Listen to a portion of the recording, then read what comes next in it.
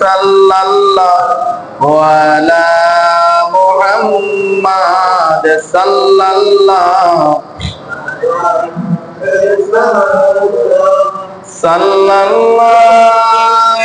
আলা মুহাম্মাদ সাল্লাল্লাহু। আলহামদুলিল্লাহ, সকল প্রশংসা আল্লাহ তাআলার জন্য, যে আল্লাহ পাক রব্বুল আলামিন আমাদেরকে দয়া করে, মায়া করে, অনুগ্রহ করে আমাদেরকে আল্লাহ তাআলার ঘর মসজিদের মেহমান হওয়ার তৌফিক দান করেছেন। সেজন্য আমরা মন থেকে, দিল থেকে শুকরিয়া আদায় করি। সবাই পড়ি আলহামদুলিল্লাহ। রব্বানা লাকাল হামদ হামদান কাসীরান তাইয়িবান মুবারাকান ফীহি। আমরা হাজারো দুরূদ আমাদের প্রিয় নবী, আমাদের হৃদয়ের স্পন্দন বিশ্ব নবী মুহাম্মদুর রাসূলুল্লাহ সাল্লাল্লাহু আলাইহি ওয়াসাল্লামের প্রতি, যে নবীর উম্মত হওয়াটা সৌভাগ্যের বিষয়। কিসের বিষয় বলেন তো? সৌভাগ্যের বিষয়। এটি আমার কথা না, এটি হচ্ছে আদম আলাইহিস সালামের কথা। কার কথা বলেন তো? আমাদের আদি পিতা, পৃথিবীর প্রথম মানুষ, পৃথিবীর প্রথম নবী, সেটি আমার কথা নয়। পৃথিবীর প্রথম মানুষ এবং প্রথম নবী বলেছেন মুহাম্মদুর রাসূলুল্লাহ সাল্লাল্লাহু আলাইহি ওয়াসাল্লামের উম্মত হওয়া ভাগ্যের বিষয়। সুবহানাল্লাহ বলেন। আদম নবী সন্তান শীষ নবী। একদিন আদম নবী রাস্তা দিয়ে হেঁটে যাচ্ছেন, এমন তো অবস্থায় শীষ নবীকে দেখলেন উনি বাপসাপ নিয়ে, মোড় নিয়ে বসে রয়েছে রাস্তার মাঝে। আদম নবী জিজ্ঞেস করলেন, বাবা শীষ, তোমার মধ্যে একটু বাপসাপ বেশি দেখা যাচ্ছে, তুমি এমন বাপসাপ নিয়ে বসে রয়েছো কেন? যখন আদম নবী তার সন্তান শীষ নবীকে এই প্রশ্নটা করলো, শীষ নবী জবাব দিলেন, বাবা, আমার তো বাপসাপ আসার কথা এই জন্য যে আমি আদম নবীর সন্তান, একজন নবীর সন্তান। আমি নিজেও নবী, আবার আমি জান্নাতের হুরকে বিবাহ করেছি। আল্লাহ তাআলা আমাকে কত কি সম্মান দান করেছে, এই জন্য আমার মাঝে কিছু একটু ভাবসাব এসেছে। আদম নবী বলতেছে, বাবা শীষ, তুমি যে মোট নিয়ে বসে রয়েছ, যে ভাবসাব নিয়ে বসে রয়েছ, এটি তোমার জন্য প্রযোজ্য নয়। এটি শুধু একজন নবীর উম্মতের জন্য প্রযোজ্য। সে আর কেউ নয়, মুহাম্মাদুর রাসূলুল্লাহ সাল্লাল্লাহু আলাইহি ওয়াসাল্লামের উম্মতরাই এইভাবে ভাবসাব নিয়ে বসে থাকতে পারে। সুবহানাল্লাহ।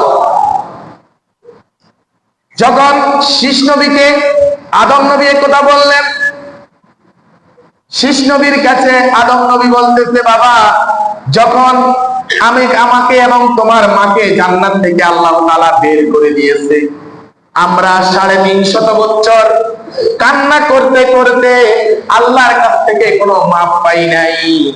অনেক চেষ্টা করেছি, অনেক অনুশোচনা করেছি, অনেক আল্লাহর কাছে বলেছি, আল্লাহ তাআলা আমাদেরকে ক্ষমা করছে না।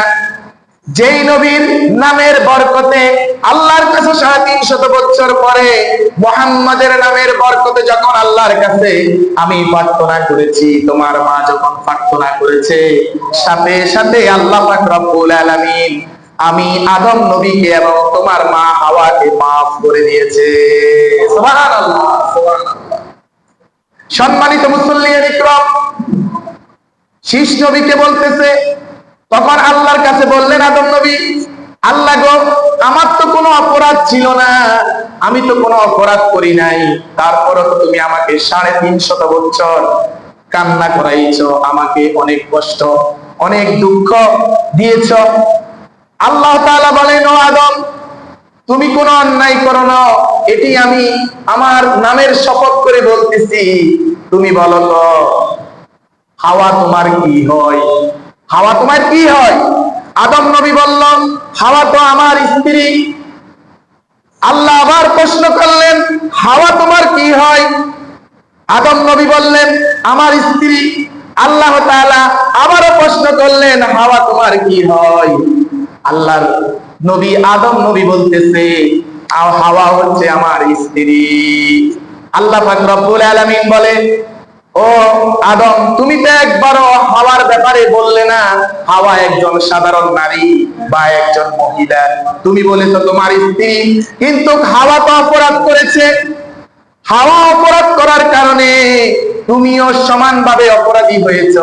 পৃথিবীর যত স্ত্রীরা অপরাধ করবে, স্বামীরাও সমানভাবে অপরাধী হবে। আল্লাহু আকবার বলেন। এটি আল্লাহ শিক্ষা। এটি কি আল্লাহ শিক্ষা? আপনি 5 ওয়াক্ত নামাজ পড়েন, কিন্তু আপনার স্ত্রী স্টার জলসা দেখে। আপনার ওই 5 ওয়াক্ত নামাজ, আপনি ঈশার নামাজে সবাই আগে চলে এসেছেন, আপনার স্ত্রী রাতের 10টা 11টা পর্যন্ত জি বাংলা দেখেছে, আপনিও সমান অপরাধী হয়েছে। আল্লাহ তাআলা কোরআনে এই প্রসঙ্গে বলেন, ইয়া আইয়ুহাল্লাযীনা আমানু আনফুসাকুম ওয়া আহলিকুম নার, নিজে জাহান্নামের আগুন হইতে বাঁচো, তোমার আহালকে জাহান্নামের আগুন হইতে বাঁচো। শুধু নিজে নিজে ইবাদত করলে হবে না, আপনার পরিবার পরিজন সবাইকে ইবাদতে শামিল করতে হবে। এটি আপনার নৈতিক দায়িত্ব। সুবহানাল্লাহ বলেন। সম্মানিত মুসল্লিয়ান ইকরাম, যখন আদম নবী শীষ নবীকে এই কথাগুলি বলেছেন, শীষ নবী চমকে উঠে বাবার সামনে দাঁড়িয়ে গেছে, কাঁপতে শুরু করেছে। বলে, বাবা, যদি আল্লাহ তাআলা আমাকে নবুয়ত না দিয়ে বিশ্ব নবী মুহাম্মাদুর রাসূলুল্লাহ, সবাই বলেন সাল্লাল্লাহু আলাইহি ওয়াসাল্লাম, প্রিয় নবীর যদি উম্মত করিত, তাহলে আমার জীবনটা ধন্য হয়ে যেত, আমার কত না ভাগ্য হতো। সাথে সাথে আদম নবী বলতেছে, ও বাবা শীষ, বিশ্ব নবীর উম্মত হওয়া এত সহজ নয়, এটি ভাগ্যের বিষয়। সুবহানাল্লাহ। দেখলেন, আমাদের নবীজি মুহাম্মদুর রাসূলুল্লাহ সাল্লাল্লাহু আলাইহি ওয়াসাল্লামের উম্মত হওয়া কি ভাগ্যের বিষয়।